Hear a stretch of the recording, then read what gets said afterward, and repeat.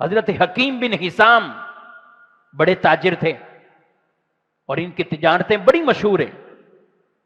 یہ اتنے مسئلے حضور صلی اللہ علیہ وسلم سے تجارت کے پوچھا کرتے تھے. حضور یوں تجارت کر لوں؟ کبھی اجازت دیتے, کبھی منع فرما دیتے کہ یہ ٹھیک نہیں. ایک دفعہ کہنے لگے یا رسول اللہ صلی اللہ علیہ وسلم, میرے پاس کبھی چیز نہیں ہوتی لیکن مجھ سے کوئی خریدنے آ جاتا ہے. مارکیٹ کے کئی لوگ بیٹھ گئے اور بیٹھے ہوئے ہیں.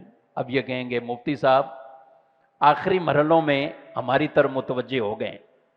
حکیم بن حزام کی حدیث ہے چونکہ, اس لیے میں سنا دیتا ہوں. حضور سے پوچھا یا رسول اللہ میرے پاس وہ چیز نہیں ہوتی لیکن مجھ سے کوئی خریدنے آ گیا, میں اسے بیچ سکتا ہوں؟ میں مارکیٹ سے لے لوں گا, اسے بیچ دوں گا. فرمایا تم وہ نہ بیچو جو تیری ملکیت میں نہیں, تم وہ چیز نہ بیچو جو تیرے پاس نہیں, اس کو نہ بیچو.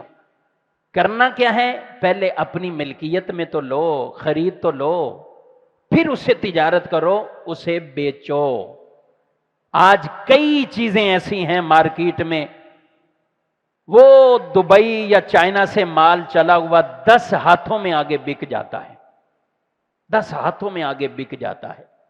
اور اسی وجہ سے جب وہ آگے بکتا ہے تو جو چیز جتنے تک پہنچنی تھی اس سے 10 گنا نفع لے کر وہ عوام تک وہ چیز پہنچ گئی. یہ ایک حدیث پر اگر عمل ہو جائے تجارت کے موضوع میں کہ جو چیز نہیں وہ نہیں بیچنی, جو ہے وہ بیچ دو, تو کتنے ہمارے معاملات سیدھے ہو سکتے ہیں. یعنی عوامی فائدے کی بات کروں, تاجروں کو نقصان ہوگا, وہ میری بات سن کر ابھی بھی بعد میں بھی کہیں گے یہ تو ہمارے نقصان کی بات کی آپ نے, اس سے ہمیں تو نقصان ہوگا. تو رسول اللہ صلی اللہ علیہ وسلم نے حضرت حکیم بن حزام سے منع فرمایا, فرمایا وہ نہ بیچو. اور پھر یہ کہ اسے بعد میں جب آپ خرید لو, آپ کی ملکیت آ جائے, اور قبضے والی بھی صورتیں ہیں کہ اگر زمین پراپرٹی اس پر اگرچہ قبضہ ابھی نہیں ہوا اس کو تو آگے بیچا جا سکتا ہے, لیکن اگر آپ نے کوئی عام چیز ہے, یہ موبائل ہے, دیگر کوئی اور چیزیں ہیں جنہیں منقولی چیزیں کہا جاتا ہے, تو وہ جب تک آپ خرید بھی نہ لیں اور قبضہ بھی نہ کر لیں وہ چیز بیچنا جائز نہیں ہوتا, وہ چیز بیچنا جائز نہیں ہوتا.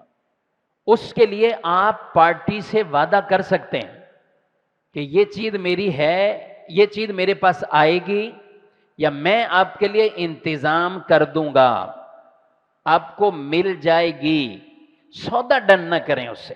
بیچنے کا جائز طریقہ بھی بتا رہا ہوں بھائیو, ایسے نہیں ہو کہ آپ بولو کہ آج تو ہمارا کام ہی سارا ہو گیا.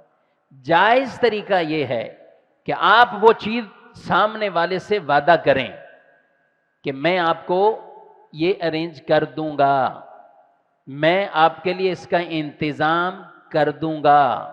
یہ ہوا وعدہ, یہ آپ کا ہے وعدہ کہ آپ نے سامنے والے سے وعدہ کر دیا ہے. اب جب چیز آپ کے پاس آ گئی اب اسے ڈن کر لیں, اگرچہ اسی قیمت پر کر لیں جو آپ نے شروع میں ایک طرح کی بتائی تھی کہ اتنے تک کی یہ چیز ملے گی. تو بھئی یہ 10,000 میں نے کہے تھے, یہ 10,000 میں چیز آج ہمارا یہ سودا ہو رہا ہے, تو یوں آپ کا بیچنا جائز ہو جائے گا.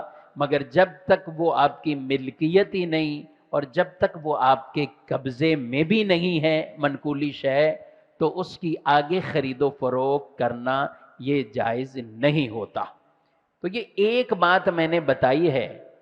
یہ خرید و فروخت تجارت کا پورا چیپٹر موجود ہے حدیثوں میں, سری حدیثوں میں اندر باقاعدہ موجود ہے. نبی پاک صلی اللہ علیہ وسلم کی واضح حدیثیں اس کے اوپر موجود ہیں.